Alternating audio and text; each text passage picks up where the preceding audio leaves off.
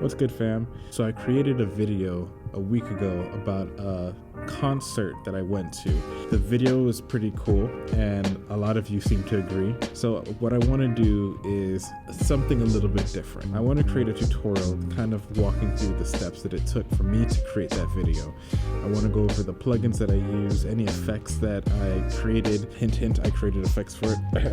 Go check it out. And anything else that could help key you into the thought process that went behind making it. I'm hoping that out of this video you can learn something new, maybe different ways of editing, different ways of approaching problems, who knows. Hopefully you enjoy. Here's a snippet of the video and then let's jump into it. Let's go.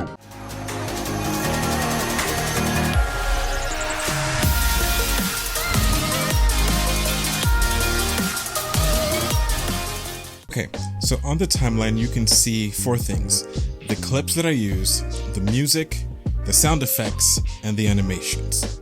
Again, I'm going to go over the thought process and give you high-level details on what it took for me to create this video. So the first section we're going to deal with is the sound effects.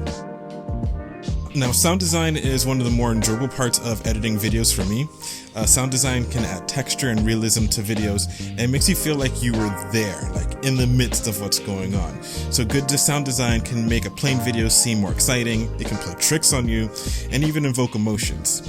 So throughout the entire song, I had an ambient room tone playing low in the background. This helped the video feel not so sterile. During the concert, there were people on walkie-talkies and kind of talking to each other back and forth on earpieces, so I wanted to incorporate that into the video whenever I showed the AV team on the screen. So what I used was a police dispatch sound effect, which was like the closest analog that I can find to that feeling and the sound that I heard when I was inside the concert. So one thing that you should take note is that with sound design, sometimes you can't find every sound effect that you're looking for, so you have to get creative and either make your own or manipulate other sounds to achieve the sound that you're looking for.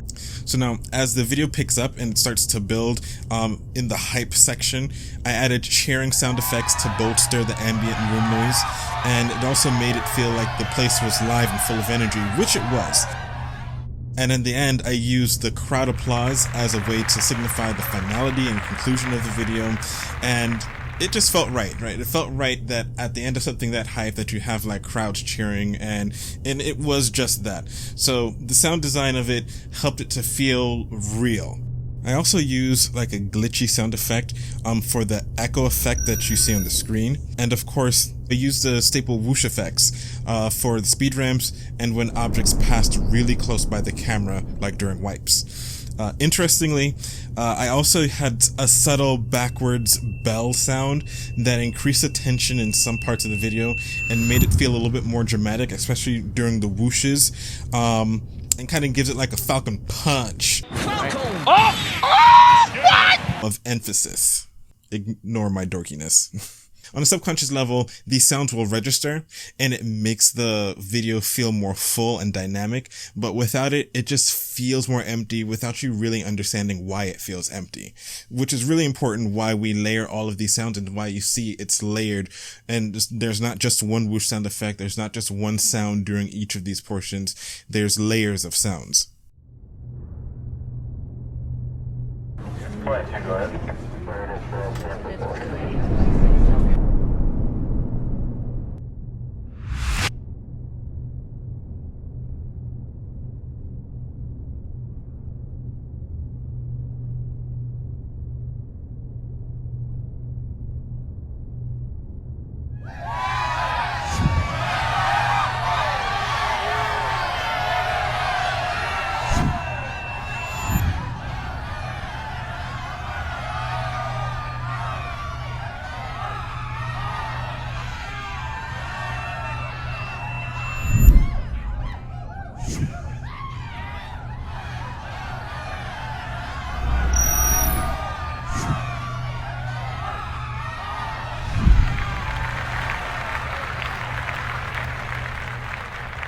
Now, let's talk about the clips and the effects. This is going to be, again, not super in depth, but it's going to give you like a high level understanding as to what it took for me to put this video together. Now, On the screen, you're going to see 4 different colors. You're going to see orange, which means that the clip was slowed down into slow motion, or was slowed down to some degree. You're going to see blue, which means that the clip has been sped up. You're going to see gray bars or some gray areas. That means that it's a speed ramp. It's either ramping up quickly or ramping down slowly, and it's like a gradual increase into the blues, into the oranges, or into the green, which brings me to the green color. The green color means that the clip is playing at its normal real life speed. And then lastly, red means that it's a freeze frame or a picture. Okay, so let's walk through this. So I open up the clip with me going down the aisle. To steady the camera further and to make it feel more cinematic, I slowed down the clip. I also have a clip of the AV team above the clip of the musicians here because I wanted to use the body of one of the personnel as a wipe to reveal the scene of the musicians. I also added a bit of motion blur to sell the movement and to blur out my very poor masking. I love masking, like the effect, but I hate actually doing the masking because it's so tedious. Yeah, so then I have this nested clip which contains a tracking object that I use to map to the computer screen. So I also placed the clip of the following scene to that mapping so I can use a Ken Burns to zoom in from the current scene into the next scene. Hopefully that made sense, but the effect is that you're going to end up going from one view into the computer, which is showing you the next view. Also to note, if you want to do something like tracking, you're going to have to get a plugin if you're using FCPX. The plugin that I use is like Perspective Tracker from Pixel Film Studios. You can check the link in the description for it. So the following scenes I kept pretty straightforward and simple by doing straight cuts based off of the beat of the music.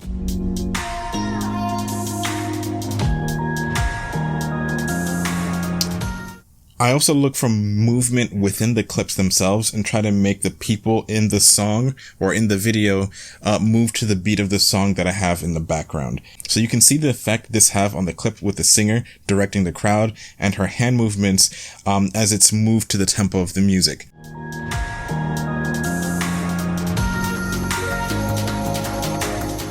Or the next few scenes is the same as the aisle clip, except I chopped it up to the beat of the song and advanced the frame so that it looks like we were doing jump cuts moving forward down the aisle. Jump cuts are a good way to make it seem as though time is passing or to invite energy into a scene. The next scene, I wanted to show the audience, and I break the 180-degree rule here to kind of confuse the viewer and make the room and seem bigger than it is, and also make it seem like there's people everywhere, which was technically the case because at that concert they had so many people there that they filled up the balcony, they filled up the main area of the sanctuary, they filled up the back rooms, and they even had them in the choir loft. So there was people everywhere just to be at this concert. So I had to break the 180-degree rule to help it feel as though it was a bit bigger than it was on the video itself.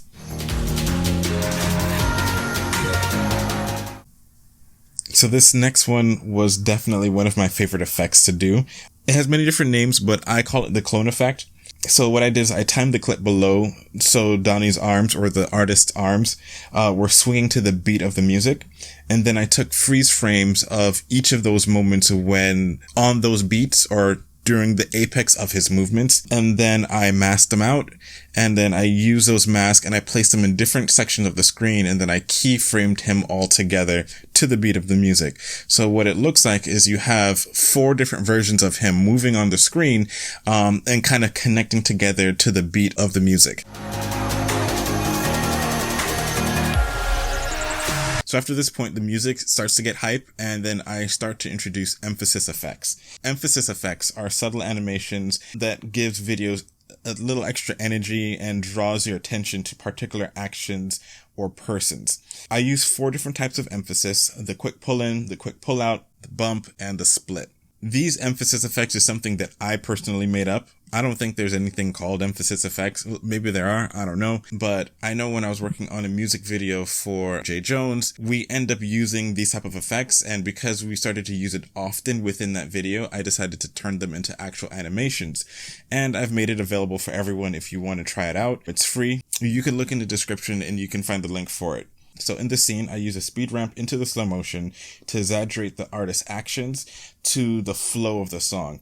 Over it, I started to use the quick pull-in, which does a quick zoom into the subject on the screen, thus emphasizing the entire movement of what was going on. The next scene, I then use a speed ramp to exaggerate the movement again, but instead of the quick pull-in, I zoomed in on the clip and then to about 137%, give or take, and then I keyframed it back to 100% during the duration of the clip, which kind of gives it a slow pull-out to contrast against the quick pull-in that I did earlier.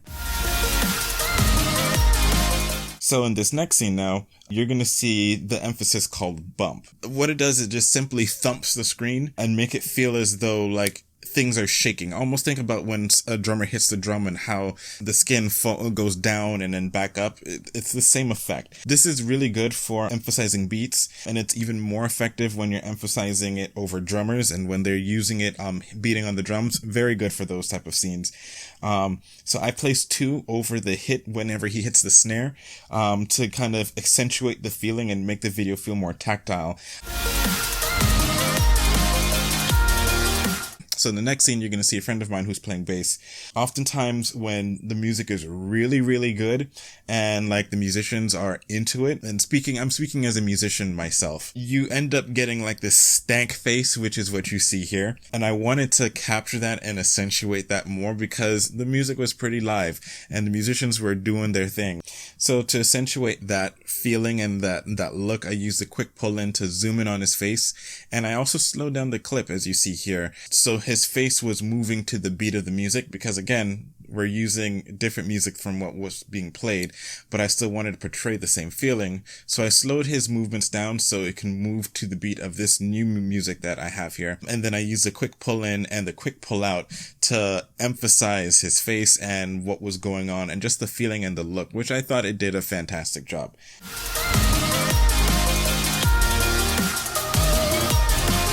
So the next few scenes are pretty simple. They're in real time, and it's just the actions of the crowd and the artist that I wanted to capture. Didn't want to put it into slow motion because it didn't really feel right. So I left them all in normal motion just to get the normal feel of the energy of the room that you were seeing, and just to give a new perspective as far as what was going on during this part of the concert. So the next scene, I synced the background singers dancing to the beat of the background music again. And then I used a quick pull in and the bump effect to add more energy to this part of the video. So this scene is similar to the scenes shown at the beginning when the music started to get hype. I did a keyframe to zoom in through halfway of this clip, and then I zoomed back out through the last half of the clip. And during the first half, I used a quick pull-in for an additional emphasis. And then I used motion blur during the speed ramping portions, as you see here, to help emphasize and accentuate the movement of the screen and what was going on.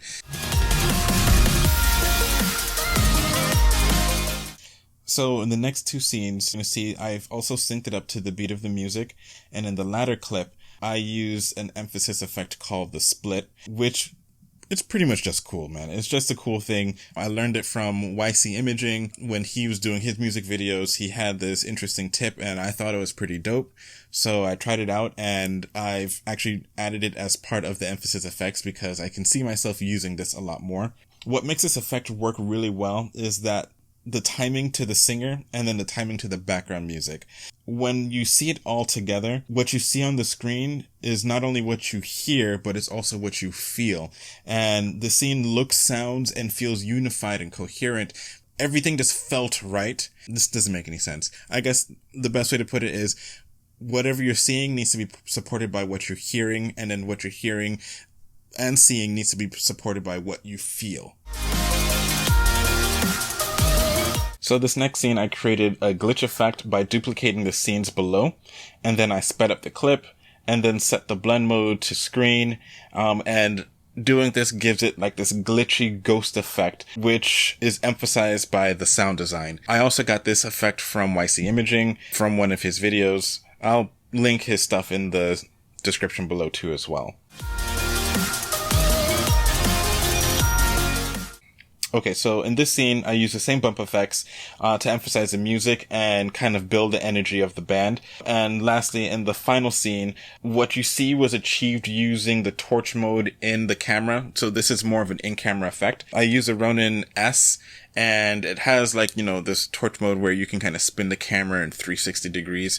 Essentially, I did that walking forward in 2 different spaces or at 2 different times. Paired with motion blur and speed ramping, it created a smooth transition to the last scene where, as you can see, it's in reverse to make it feel like you're leaving. What sells the feeling is the sound design and the crowd applause.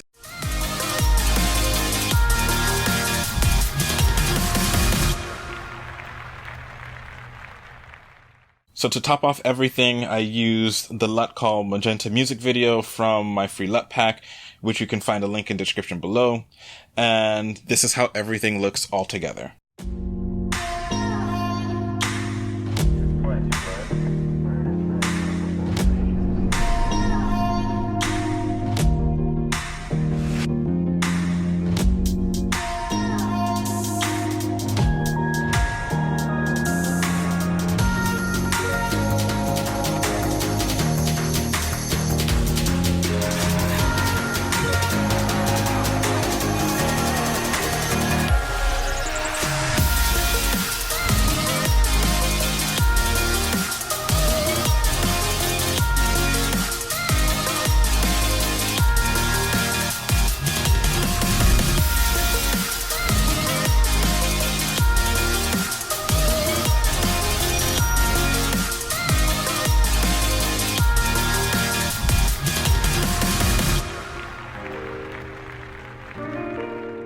So tell me, was this helpful?